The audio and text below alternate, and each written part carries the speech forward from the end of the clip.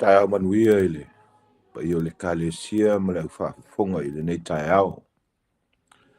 Ma lo le soifua maua, ma lo le langi e mama, ma lo le tauivi ma le finau i le nawa yaso ua ma watu. Ia o tātou sauni e. Ta lia le vai yaso fou ua fua i mai e le atua. Ia te oe mau i le nei tae, le nei yaso. A mata lia i le sapati le aso a tae au. Ai o maia se i o tātou tāpua i atu i le atua. Le atu wae, o lo uatua lava oe. O te ala sa ili i a te oe. Ua fia inu lo ua nganga i a te oe. Wo matua nau lava i a te oe. I le nuu nau mati e lailo ai e le aini vai. Iau iloa lo malosi ma lo mamalu.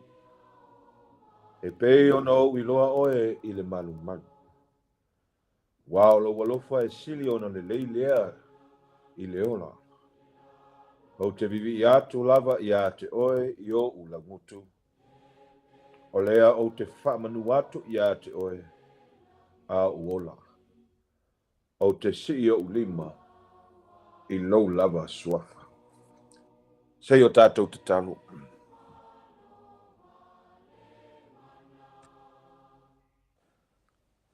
O se tae au manuia, o se tae au tutoa.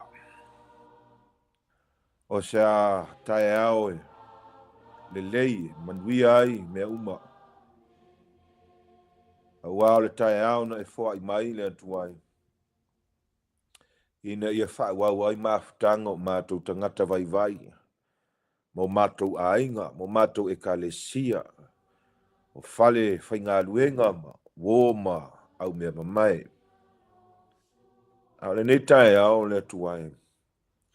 A o lotu mai sa moa ma. Whaafonga mai. Whaia foi se malolonga ma whaawawina malolonga o nisi. Mātou te langona lava mātou whatau waa i uruma. Wa lava mātou tangata e. Tele ona mātou whaalangolango i le tino.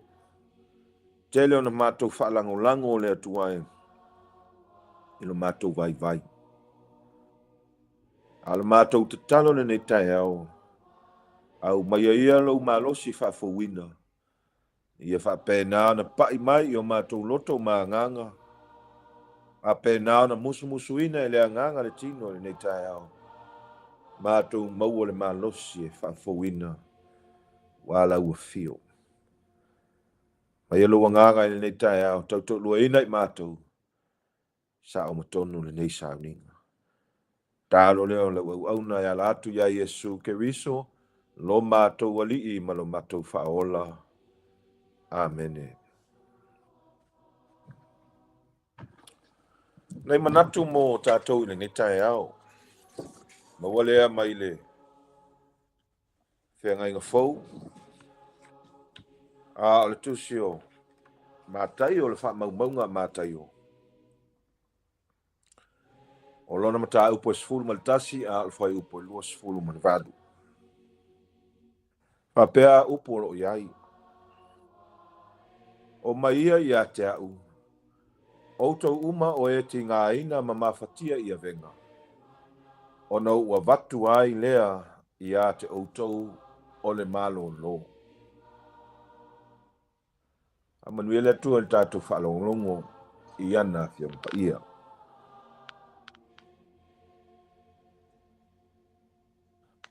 O le manatu au tu o le wha au o le netai hau. Pe a e le lava. When you are tired. E iai taimi e le lava ai le tino. E taimi e le lava ai le mawhauwhau. Ma le lava ai fo i le loto o le tangata. E o lava i tangata sili. Tangata lo whaia ma taitai o se mea. O le whātua tua sa iai i aso na lātou na ngona ai le vai vai. e leo se anga sala la le lava le au soe. A se vaenga masani leo le tatou o langa. E mai se o leo langa wha ale tangata. O nisi taimi e maafua mai i ngā luenga mamafa o lo whea ngai ma tatou. O nisi taimi e maafua mai o no polenga i to tonu e loto i fale o ainga. O nisi foi taimi e maafua mai o no lo i tau e fōlinga mai e le ngata e le uma lo i tau o lo whea ngai ma tatou. Peitai, tā ua ia le wala aua Iesu i le nei tae ao. E leo whetalai mai o ia tātou tau iwi a tili, lo tātou lava malosi. A ua ia whetalai mai le nei tae ao. O mai ia te au. O se wala au wa tuina mai, tuina atu ai o tātou a venga ma tātou ti ngā, ma tātou popolenga umalava i ona au. O le atua e le ngata e sila fia no tātou waiwainga ese. A e foa i mai fo i e le atua le malosi fau i e whaalango i a te ia. O te whai ma whaataita inga le o langa i neo nasu. I taimi e le lava aina, na alu tangata i le lotu. E taimi e le lava aina tangata le, mau whaalave lave e whea ngai ai mai ai to tono a inga. E voi taimi e tātou te le lava ai, ono sai. Ono sai. Ia. A tonu ua, lau sila fia fo i lau mai moa, lau whātotua i le nei tai au. Winga lava ia o le tangata. Winga lava ia o le tangata e mua whaalango i le vai o le tino. Ai, e se la mele e tala noa mai ai le tuspa ia i le nei tai au. E se mele e tala noa mai ai Yesu. A whai wa e le la, ua e la ngona le vai i le nei Yesu. A ua e te loto vai. Ai mana tua pele au soe. Ele se whainga malanga to tasil tātou whainga malanga. Le lava e tātou te sāwa vali whaatasi ma Yesu. No tātou sāwa vali whaatasi ma le atua i la sanga uma o le nei o langa. E ui lava i le suia o tūlanga whaafosei, ma tūlanga e whaapopoleina ai o tātou tangata, ma atili whaavai ai o tātou lotu. Ai mwhai e le alofa o le atua, mwhai e file mua o le atua, ona toi whaafau lo roto, ma watu le malosi e whaawau ai le whainga malanga. O le whiau lai le nei tae o le whiau e mo le tangata ua si i lima. Mo le tangata ua le toi fia awai i se mea. Le ua musu mai le tala le lei. Musu mai Yesu o mai ia i atea. E te le maua le malosi whaafouina mai lau whai whiau. E te le maua le malosi whaafouina mai le ao. E te le maua le malosi whaafouina mai se ti a kono lau ta maama lau tina.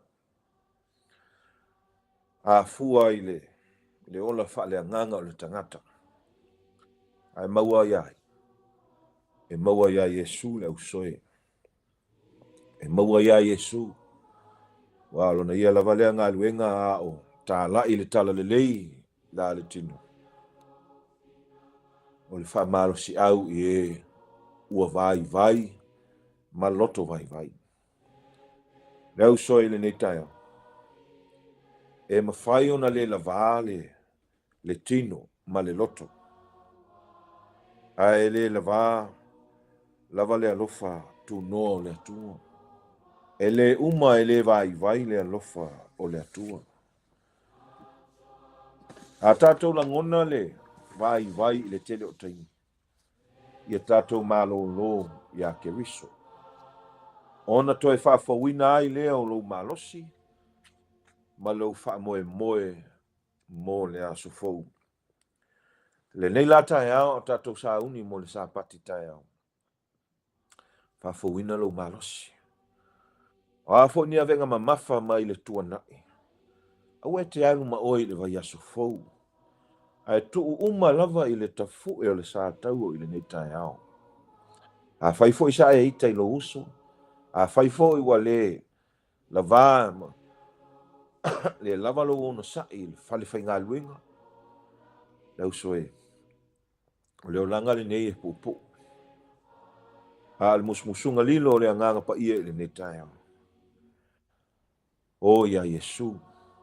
Ave uma ia Yesu tātou a venga mamafa. Na o ia lava e mwhai o na wha venga ia i tātou. So if you are weak, tired and weary this morning, it's okay. Those are natural reactions of the physical body. But I urge you, and as the gospel reminds us, give it all to Jesus, and he will lighten your burdens. Se o tātou tatalo i le netai au. Mātou tamae o i le langi, tamae siri lava lau alofa, le tamae alofa, le tamae anga le lei. Alfa i lau whanau whātuatua i le netai au. Mai o mātou tō whanga ma le marolonga sa mātou whaia i le pō ana pō. Au lea foi o mātou tau nuu mai le si ui o le nei vai aso. Sa uni molo sa pati tai au. Ta ua ia o le whea au o le nei tai au e pei lava ona e wha manatu mai le atua. E le aiso mātou malosi.